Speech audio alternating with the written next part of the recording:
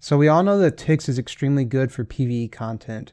He's basically required to clear Aspen Dungeon, and he's extremely powerful within the Void Vortex. And a lot of people want to know, how can I take this powerful Tix and use him within PvP? Well, today I'm going to be discussing a few different builds you can try with Tix in PvP. I ran through these builds and tested them against my guildmates, and I wanted to go over the results I had. Before I get into that, if you like this video, please leave a subscribe, please leave a like. It really means a lot to me and my channel. With that, let's get into the builds I tested out. So one way you may consider building Tix is the standard way that you use them for Aspen Dungeon and for Void content, which is a 1-3 weapon split, Holy Damage attack stone, or a crit attack stone, Radiant Staff Punisher, 2-2-3-2-2, just all heavy on the attack. The benefit of using your Tix this way is that you don't really swap your gear around too much. This is basically how you want to keep your Tix for PvE content. So it's really nice that you're not always coming in and swapping around gear. Okay, another build that I tested out was using speed all on Tix. So this is a speed attack stone. Speed HP stone would maybe even be better. We've got a split gear of 2-2, so we're building Tanky. We've got a Wind God Messenger for speed. You could obviously use a better speed artifact. And we're using 3-1-3-3-2. So we're going all in on Tix's HP and all in on Tix's speed. So the big reason you would consider doing a build like this is for Tix's basic attack. His basic attack is going to target the hero with the highest attack, and he's going to reduce it. And so by going all in on speed, you're trying to reduce that hero's attack as soon as possible. So whether that's a Russ or a Sword Flash Gia, you're really trying to get out there and reduce that attack and let your own Russ and your own carry champions do the damage. The third build that I tested with Tix was using an energy attack build. So you're using energy on Tix in order to get his active skill out in round 1. You're going very heavy on the attack with the gear. I'm using speed attack stone here, and I'm using 3-2-3-3-2 enables. So the goal here is to get a very powerful active in that first round, really start to lower the hero's HPs and also get the control effects of his active skill. The final build that I tried with Tix was a 2-2 equipment split with speed attack stone. Again, speed HP would probably be ideal for testing this, but I didn't have it. I did use a magic source to get that energy, so we're using a Tanky energy build, and we're going 3-1-3-3-2 on the enables. And so my thought process by testing this out was that you're still going to get the CC from his active skill. You're still going to try and get out relatively quickly in round 1 by having the speed buffs. And then by being tanky, you might live to be a little bit longer and survive to do a few more basic attacks in order to lower heroes' attack values. So the way I tested these results is I went into my friends list and I found 6 guildmates that were around my power level. Obviously, Guildmate F, if you look at my fight results here real quickly, you can tell Guildmate F was the pushing build.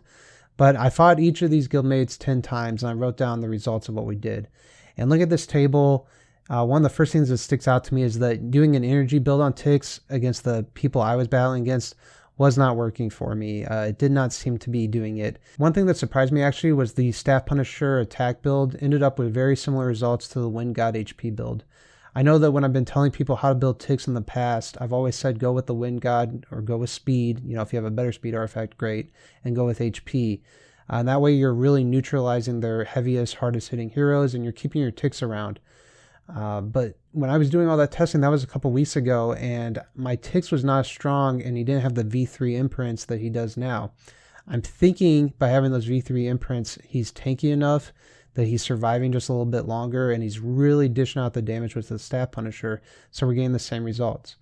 One thing you'll notice too is, you know, my fights against Guildmate F, that is definitely one of the strongest people in my guild, and we were actually able to get 2 wins off of them with the Wind God HP build. Potentially, if you're really trying to push above your belt, that may be a way to go, because if you're trying to get the Sword Flash Zeo or a V3, V4 Russ and get their attack down so they're not doing as much damage, having that speed build and getting the debuff on them as quickly as possible could be really helpful. So this is our speed HP build. I just wanted to show a fight of how speed HP Tix works and how you can really bully some Russells here. You can see here that our Tix is actually going faster than this Russell, which means we're dropping his attack immediately before he even gets his first attack off. So that's what you're bringing to the fight with a speed HP Tix, is that ability to really shut down their Russell, shut down their Sword Flash Gia. We'll go ahead and skip this fight and see how it goes. You can see our Rust did the vast majority of the damage, but our ticks was really limiting their Rustle. Going along with that same build, this is the extremely powerful opponent, Guildmate F. We will almost certainly lose, but once again, you can see how Ticks is targeting the Sword Flash Zia, which is dropping her attack. And I mean, if you don't know anything about Sword Flash Zia, you know she attacks a lot. So the ability to lower that attack can be really helpful, and that's probably the reason that we were able to win at least a few games. You'll see here that we'll still get destroyed by this team. Oh, we dubbed him. Did we get Sword Flash Zia? Oh, man.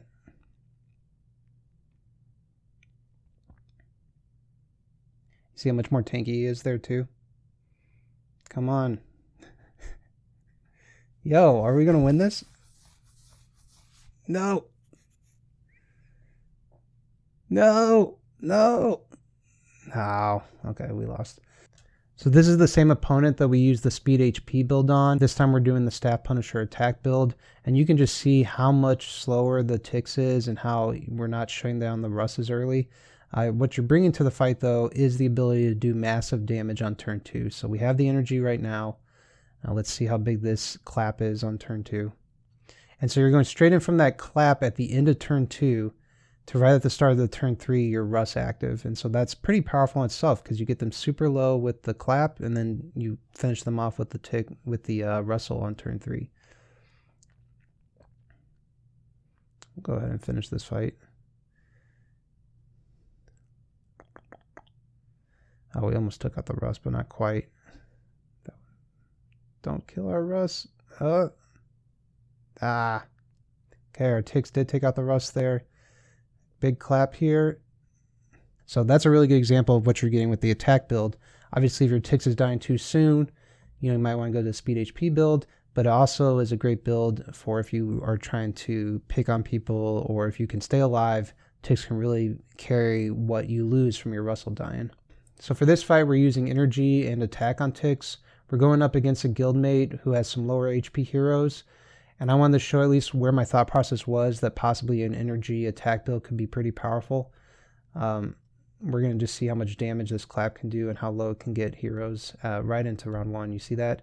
We killed the 4Cs, we almost killed the carry, and then right at the start of round 2, we're just taking out heroes. So, when you're going up against teams like this, you might be able to pick on them a little with an energy attack build.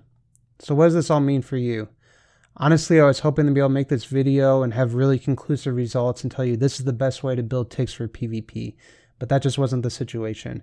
I really thought it was going to be a speed HP build. I thought those results were going to be significantly stronger than the Staff Punisher attack results, but considering that they were close, I'll probably be leaving my Ticks with Staff Punisher attack. It'll just make my life easier to not be swapping gear around on him.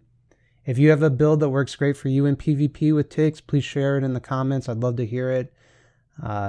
It could be extremely dependent on your meta and what you're going against. But these were my results. I hope you found them interesting. I hope you found them helpful, and good luck out there using that V2, V3 Ticks for trying to dominate your PvP scene. I'll see you later.